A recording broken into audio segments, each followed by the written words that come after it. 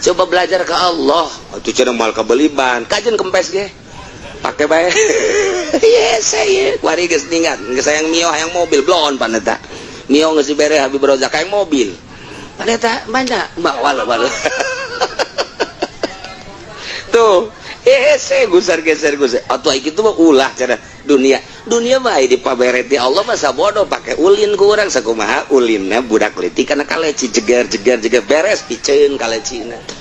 Oh masalah nu penting ulah nyangkut ketika orang salat ulah aya sekupi di jero hati. Ketika orang salat ulah aya jabatan di jero hati. Ketika orang salat ulah aya makhlukan di jero hati. Hiji Allah. Ditanya deka mana? Deka Allah. Keur naon? Keur ka Allah. Jeung Allah. Aya tadi ditanya, jeung saya ente kadi jeung Allah. Naik mana? Naik motor. Motor di mana? Itu di hareup. Motor naon sekupi nang naon nang ngridit. Banyak nang ngridit jeung Allah. Pantogeun sia ku aing. Bohong sia. Bal kacolongan aing mah nang ngridit mah bohong sia jeung Allah. Allah pakai kokoset ku sia.